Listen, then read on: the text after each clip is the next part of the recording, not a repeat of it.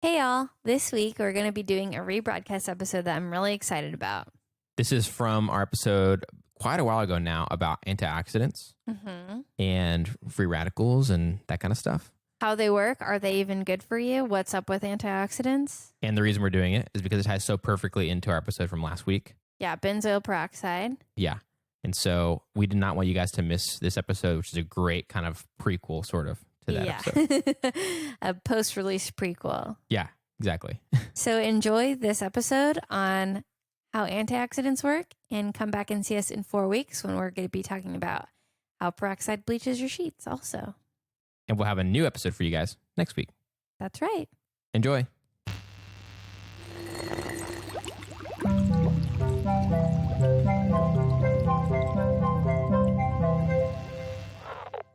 Hey, I'm Melissa. And I'm Jam. And I'm a chemist. And I'm not. And welcome to Chemistry for Your Life. The podcast will help you understand the chemistry of your everyday life. I'm really excited about today's topic. And actually, it came from a listener. So I learned about this a long time ago and thought it was really cool and have not thought about it much since. But one of our listeners, Eris, reached out and asked a lot of questions. Some of them we'll circle back around to, but this one I thought, oh, this is such a good episode. So many people wonder about those science jargony words that are thrown out. So I thought that was a really good one. So thank you so much, Eris, for reaching out and even sharing about us. Okay, this one is very cool. Okay. It's about antioxidants. Nice. I have no idea what those are. Have you seen them like advertised for, rich in antioxidants? Yeah. Or like, I think some sports drinks talk about it a lot too, because they're like, hey, you're playing sports. You want to have as many antioxidants as you can so you can do the sports. Do the sports. So seems like it's related. Yeah. So today we're going to talk about what is an antioxidant. Okay. What is a free radical? Okay. And then you're going to be able to tell me back all those things. Okay. We're going to talk about where you can find antioxidants and stuff too. Okay. I think this is really fun.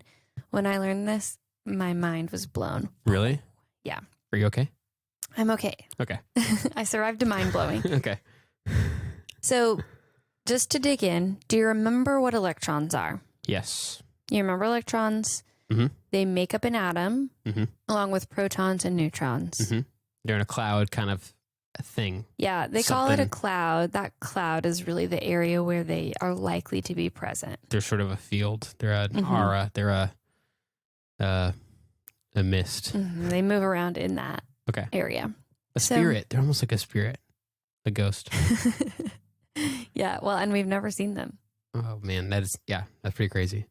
So in chemistry, electrons like to be paired. And I'm not going to get into why because that's kind of a spoiler for a later episode. But they like to be paired and things get a little sketchy when they're not paired. Okay. They become very unstable. Kind of crazy. They want to react and find another electron quickly. Very reactive, very unstable when there's just one electron. Normally they move in pairs. When it's one electron by itself, it's called a radical, which I think is so funny because they're very radical. They're like trying to react. Yeah. They're being crazy. They're out there. They're going to cause problems wherever they can. They don't care as long as it gets them another electron. Okay. Like radicals. So I thought that that's a funny instance in which science almost personifies. Yeah. Oh, yeah, it does. Their behavior. Right. Yeah. So radicals are well documented to contributing to aging, disease. They break down the ozone layer. They're not great. Interesting. So they really do go crazy. It's not just that they're like moving around like crazy. They're causing problems when they're alone. But got to watch the loners. Got to watch for those loners. But I hope you know by now in chemistry, nothing is black and white. So nothing's all bad or all good. Right. Right. So actually radicals are also used for some really cool stuff like making polymers. They kill bacteria and they're even used in the treatment of some cancers. So they can do damage, but they can also be constructive and do damage to bad things, which is good ultimately. Yeah. Nothing is all bad or all good in science, but radicals can contribute to bad things as well as good things. And that's kind of a good rule for life in general. Like most things are not just all one thing. Yeah. So it makes sense that it applies in chemistry. The longer I've been in science, the more I realize that there's a lot of gray. Yeah. Early on, things are real black and white, and you get taught it's this or it's that. But as you dig in deeper, there's a lot that we don't know. Yeah. Okay. So often those radicals appear in nature as part of oxygen. Okay. So that's radicals. Uh-huh. Now, antioxidants are called antioxidants. Okay. Because what they do is trap radicals, which is naturally found often on oxygen. Oxidant. Okay. Interesting. Is that a nice, oh, I see moment, you know? So here's a question. Why is it that radicals are like really common in oxygen? Is it just like it automatically has that amount of electrons to where there's a one as a solo? I don't have that answer just off the top of my head. Normally the structure of oxygen O2 is drawn with 2 bonds between it. Mm-hmm. Sometimes I've seen it drawn where instead of having those 2 bonds, there's actually 1 bond and then a radical on each oxygen. So it actually occurs maybe as a diradical. Oh, interesting. A radical on each oxygen.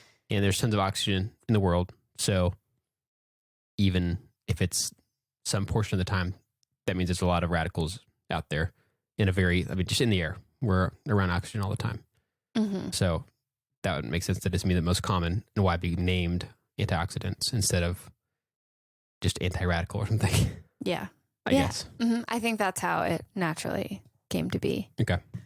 I think it could be complicated to explain the answer to your question of why it appears as a diradical, but we're going to talk more later about how sometimes molecules have 2 different forms they can interchange between, sort of, and they exist as something sort of in the middle. So the radicals on oxygen are unusually stable. Okay. I think is the best way to put it. There's an interesting article about this in Chemical and Engineering News where actually a professor from UNT was cited. So go Nice. Mean Green. Mean Green. So, but I think it might be a little too complicated to honestly really get into and maybe not super helpful. Okay. So now that's the basics of an antioxidant. An antioxidant is something that traps radicals and keeps them from moving around, banging around, causing all the damage they can cause in our bodies. Does it give them an electron to be happy with? Is that how it does it? No. Whoa. I thought for sure it'd be like, hey fella, you're lonely. Here's a buddy for you. But it's not. Well, that can happen. Okay. In radical reactions, sometimes they use that where 2 radicals come together and then they're neutral. Mm-hmm. My OCHEM students who just took their final should all know about that. And 2 radicals love each other very much. But there's something else that antioxidants do. Okay. Okay. And this is a hard topic, but I'm going to explain it the best I can. Okay. I'm in. Are you a Marvel fan? Spoiler alert, we're about to talk about a somewhat recently released Marvel movie. Yeah. Great. You've had a lot of time to see it, so I actually haven't seen it, but this is it's the perfect. That's good though, because that means you can't really spoil the main stuff. You might be talking about something that's kind of ancillary to the main plot. Okay, so in chemistry, sometimes molecules are drawn, and this contributes to why oxygen can exist as a diradical. Sometimes molecules are drawn as possibly having 2 different forms. Either these electrons could be bonded together or they could be off to the side. Okay. This double bond could be here or it could be here. So there's 2 sort of forms a molecule could take. Okay. A good representation of that is Bruce Banner and the Hulk. Okay. He can sort of take 2 different forms, right? Yeah. Yeah. So molecules are drawn as having 2 different forms. But in the end, Bruce Banner and the Hulk come together to become Dr. Hulk. Dr. Hulk. Dr. Hulk is both Bruce Banner and the Hulk at once. Yep. in reality, molecules are not form A or form B. There's something in the middle where both of those forms contribute at once. So is it really more like we observe it under, some sort of microscope or whatever it is, and we see it in a form, but it's not like it's always in that form No. all the time? No. It's like Dr. Hulk. It is always both of the forms at once. What? Mm-hmm. Oh, because we're just drawing them on paper, trying to render Right. how they're linked. Yes. But we're just trying to illustrate what elements make up a molecule, not really, Right. not really like putting in stone Yes. how they stick together. Yes. Got Yes, it. Okay. exactly. So, and this concept is called resonance. Okay. Yeah. Science word, resonance. I like that too, because I'm like, okay, that resonates with me. Okay. That what? That resonates with me. All right. No. So the best example of this that I've ever been able to find that is easily explainable is there is a ring that's made up of 6 carbons. So just imagine a hexagon. Okay. And every other side of the hexagon is drawn as having a double bond. Okay. So it's a hexagon. It's like 1 line, 2 lines, 1 line, 2 lines, 1 line, 2 lines, 6-membered ring. Okay. We draw it as a double bond alternating with a single bond. In real life, all 6 of those bonds are 1.5 bond lengths. What? Yeah. So if it really was, oh, this is a single bond and this is a double bond, this is a single bond, this is a double bond, it would be single bonds are, say, 2 lengths and double bond is 1 length or something. Uh-huh. Everything is 1.5 lengths. That's There's crazy. not actually those alternating things, but we can't draw that efficiently or effectively. Right. It's basically these electrons are shared all the way around rather than it existing in this solid form of every other one bond. That's crazy. So, I mean, maybe I was told something like this at some point, but all that ever sunk into my brain when I was taking, chemistry in high school or whatever was just, here's how you draw these together. Here's where the bonds are. And it wasn't really I never thought about the difference between what this is on paper versus real life. Like, it just wasn't part of my thinking at all. But you draw those things where you have to get it right. Like, okay, how does it form together whenever these two things, like what's the water molecule look like? And you had to learn how to draw the lines the right way and remember the symbols and stuff. And that's as far as I ever got. It never occurred to me that it was going to be actually different in real life. Well, what you're describing is a big barrier actually to science education. Students have a good understanding of what they're supposed to draw on paper or whatever, but they don't have a great ability to take that and understand that's a model. And this is a way of representing what's happening in real life. Yeah. And science experts have been exposed to so many models that they can look at that and have in their mind all of the models of that molecule. They know really, they have a better idea of what's happening in real life and not just on the paper. But novices, new students, they don't have that same understanding. And it's a barrier almost between the educator and the student. Right. So I'm so glad that you had that realization. Oh, it's so exciting. And it seriously could be that I was told it and it just never sunk in, that I never got it. So I'm not trying to make any claim about not being taught the right way. I think it really is just that fact that I wasn't really trying to learn beyond what I just needed to pass a test or something. Right. And that's hard. It's hard to motivate students to get that understanding or to communicate it. I had a great interaction with a professor at the University of Miami in Ohio named Dr. Bretz. And there's a very cool article about how she works to get students to actually understand what is going on in the molecule and not just on paper. So, okay. So what antioxidants have is that sort of resonance. Usually they are long chains of alternating double bonds that can move back and forth is kind of the best way I can describe it, to actually give that all of them are more close to the 1.5 bond lengths. And when those encounter a radical,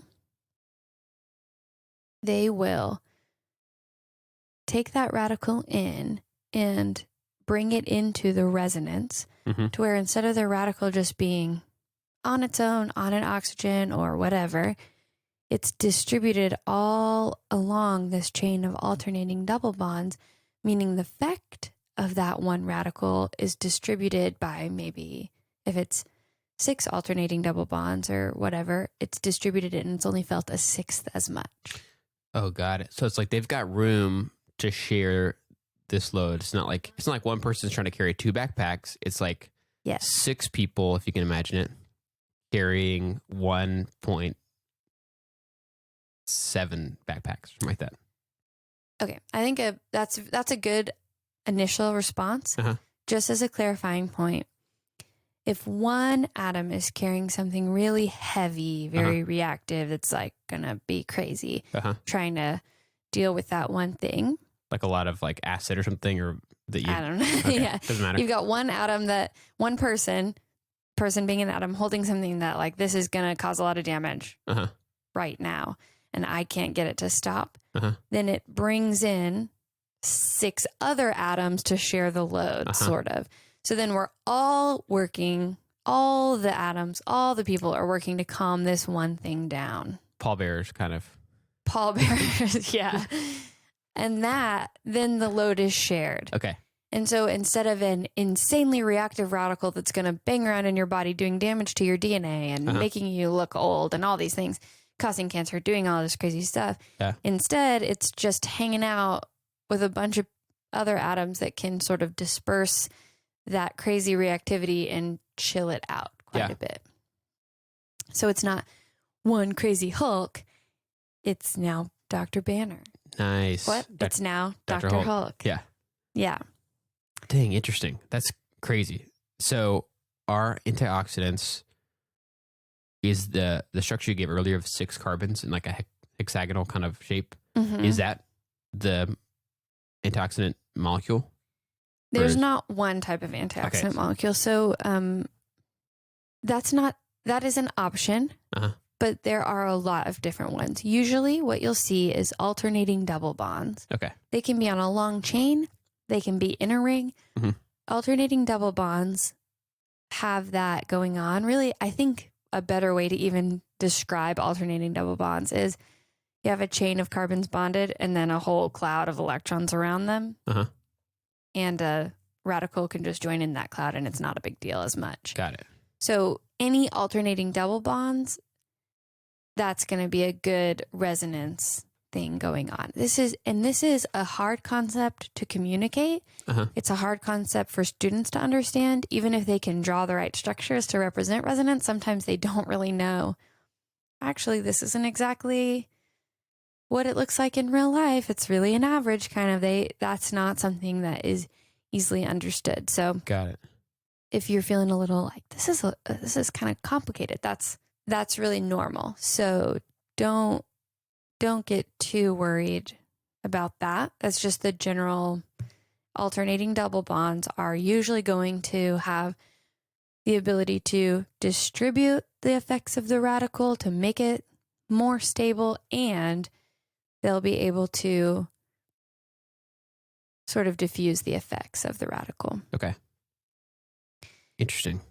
And that alternating double bond property does something else. It makes compounds very colorful. Oh. A molecule that has alternating double bonds, we'll talk about why in another episode, is usually going to be highly colored. What? So if you have food that's red or blue or whatever, it probably has antioxidants in it. Interesting. What? Moral of the story, eat your blueberries and your tomatoes. Yeah. That's weird. That's really weird. I have a lot of questions, but you already said we're going to do an episode. We're going to do an episode on it. We cannot talk about colors and radicals and antioxidants all in one episode. Well, that's so crazy because colors, those are pretty radical. Oh, no. Know what I'm saying? Well, here's a little tidbit for you, a little science aha. Actually, colors are not radical because if a radical ends up interacting with a dyed fabric, it can disrupt those long chains of double bonds and remove the color from the dyed fabric. So, bleach. Have you ever washed your face with benzoyl peroxide? benzoyl peroxide generates radicals to kill the bacteria on your face. We're using the good in them. Mm-hmm. And then you wipe your face with your mom's blue towel, and then it's pink, and she hates you forever. Yeah. Even I have a blue towel. I don't even have to go as far as my mom's to. And then it's bleached, and that's because radicals have disrupted the dye in that fabric. Man, that's crazy. What the heck? Isn't that? Have you always wondered why when you wash your face and then you dye those towels weird colors? Well, I just always thought that, like, I mean, I thought it had some bleach-like property to it in it. I didn't think about, like, molecularly. I just thought, okay, obviously we know that other things that clean stuff can also take color out, like bleach. But I don't think bleach is radicals, and this is radicals. Right, so right. They're kind of different. So that's radicals, that's antioxidants, that's what is going on in all of that. Okay, so next time you hear it on TV, yeah, you know what those buzzwords are talking about. And you can just get them from blueberries. You don't have to buy fancy water or whatever. Do you remember that campaign that was like, Gatorade was like Gatorade, is it in you? They could have just been like, radicals, are they in you? Here you go. We put some antioxidants in this. Then they'll have to explain what radicals are. Yeah. That's not good marketing. Yeah, it's really not. Yeah. Confusing your consumers. Really good start. Very, very good beginning. I mean, that's what I do every week. So just kidding. I hope to clarify, not confuse. So radicals are stray electrons. Yeah. They occur often in oxygen, where there are just leftover electrons that aren't bonded together for some reason. Mm-hmm. And other places. In other places, not just oxygen. But that's why we get the ox part of the name. Right. So those can cause damage, and they can also be used for good things. But either way, they're just intense. Those stray electrons are all over the place. Whether they're doing good or bad, they don't care. They're going to do crazy stuff either way. 100%. And so antioxidants are a category, I guess, of molecules that have... It almost is more a property that some molecules have. A property that some molecules have. Yeah, I wouldn't say like, this is a category, antioxidants, whatever. It's like, these are molecules that do these, usually other things, but they also are nice because they can neutralize radicals. Okay, so they have not one type of like structure, except that it does have to have that alternating double bonds thing you talked about, resonance, where it's got a not like perfectly evenly distributed bonds structure. Not everything gets one or everything gets two. It's constantly going back and forth. And because of that, because it's a team of molecules, at least a few, I mean, is there like a number, at least 3 or 4 like elements making up that molecule? Well, it's usually a lot of elements making up the molecule. Like it's 6 just, or well, even 7? It's usually, there's all kinds of Okay. atoms and elements on everything, but it usually is a carbon chain Okay. of 6, even 4, but with alternating double bonds is really important. And there will be hydrogens around there and stuff too, but the alternating double bonds are usually demonstrated to appear on between the carbons. Okay. So there's a lot of them, and they have that bond structure that's alternating. And so they can handle a radical in their midst because it's not like any one of them is bearing this crazy load. Right. They're able to kind of bring it into the group and have its craziness kind of shared across all of them. Right. And kept at bay. Yes. And so they're like, here, come hang out with us, you crazy idiot. Yeah. And then they chill it out. Yeah. They chill the idiot out. Yeah. That's a really good understanding. I do want to say one thing. Okay. You talked about how they go back and forth between the two forms. It's drawn that way a lot of times to represent, but it actually is an average of the two forms. It's not one or the other. We don't ever catch, after he turns into Dr. Hulk, we don't ever catch Bruce Banner or Hulk. Yeah. There's always both of them present together. Right. That's a good way to describe the resonance. It's always the average. Okay. And the average is what shares And I do hope he stays Dr. Hulk. I don't know if we know what it's going to be like in the future, but I don't either. But if he changes back, then that kind of messes with my whole analogy here. Well, the future is uncertain in more ways than one. Like, we don't know that chemistry won't decide to change on us at some point. The chemistry won't change, but our understanding of it definitely could. Right. Definitely could. And I'm fine with that. I'm comfortable with that. Yeah.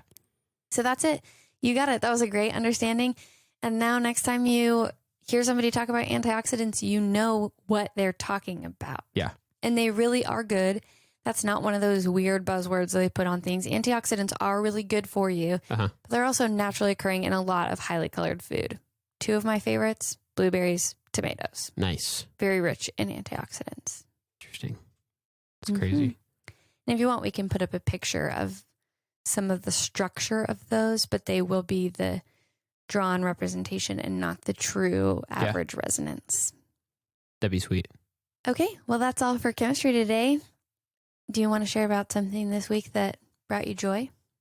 So something that brought me joy was you kind of shared something like this, who knows, like 10 episodes ago or whatever. You said, I'm not sick anymore. I was sick. It delayed our recording schedule. Yeah. Oh my gosh, you were sick. I had the flu. It feels so good not to be sick. So I'm just thankful. Like, it sounds like I'm complaining because it did suck hard to be sick. But once you're well again, it's like, oh man, it's so nice. It feels great. So I'm thankful for that. Brought me joy. I'm thankful that you're healthy again too, because my life was significantly impacted. Yeah. Church on Sunday, I came to your house and literally shouted at you from across the house to greet you because I couldn't be in the same room as you. Yeah, I had quarantined myself. Yeah. I'd recused myself from from life. Yeah. One thing that really brought me joy this week is my students. I teach organic chemistry, which is not a fun class for many people, although it's my dream in life is to change that. And a few of my students had a really hard time and worked really hard, and they were in the end successful, and it was just really good to see that from them and to get to share in that joy with them. And now they're going to go into the break knowing that they were successful, and success looks different for so many people, but I just loved getting to be a part of their journey and demystifying some of organic chemistry for them. And there is nothing as rewarding to me as knowing that someone was intimidated by chemistry and then seeing the light bulb come on and the joy and the understanding. And it was just really nice to get to be a part of that. So I'm really thankful that I've got really good students this semester who are communicative, and it was just a really good end of the semester, and I really hope I get some of those same students again next semester. Yeah. I think that's great. Thanks, students. I know some of them listen to this show, so. Bonus points, guys. No, not actual bonus points, just bonus points in my heart. Right. And in life, just, you're learning additionally. So. Well, thank you guys so much for listening. And we want to take a chance to tell you that we hope you have a good holiday season. We know there's Christmas and Hanukkah going on right now. And even if there's not something that your family celebrates, a lot of stuff is closed around this time and you get some breaks. And we just hope that everyone has a nice, restful season with the ones that they love. Yep. Whether you're hanging with family or friends or whatever, or taking some time to yourself, hope it's an enjoyable time and a chance to rest a little bit. That's right. Have a good, safe holiday. We did a poll about references on Instagram, and it was hysterical to me to watch the results come in because the scientists all said, keep those references in your show. Every single person who said to keep the references in the show was a scientist. And every person who said, take them out and put them only in the notes were non-scientists. It was so funny. I was really thoroughly entertained. But because of that, and because our show is mostly aimed at people who don't already have a good understanding of science, we are going to change the way we do our references. They will always be in our show notes. Yeah. And if they're a major reference that I use a lot, I'll mention them as I talk about it, but we will no longer have a references section. Yeah. But I'm always really thankful to all those people whose work contributes to this show. Melissa and I have a lot of ideas for topics of chemistry in everyday life, but we want to hear from you. If you have questions or ideas, you can reach out to us on Gmail, Instagram, Twitter, Facebook at Chem for Your Life. That's Chem, F-O-R, Your Life, to share thoughts and ideas. If you enjoy this podcast, you can subscribe on your favorite podcast app. And if you really like it, then you can write a review on Apple Podcasts. That helps us to be able to share chemistry with even more people. This episode of Chemistry for Your Life was created by Melissa Collini and J.M. Robinson. J.M. Robinson is our producer, and we'd like to give a special thanks to A. Collini and In Newell, who reviewed this episode. If you'd like to help us keep our show going and contribute to the cost of hosting fees and other material, go to www.ko-fi.com/chemforyourlife. That's ko-fi.com/chemforyourlife and donate the cost of a cup of coffee.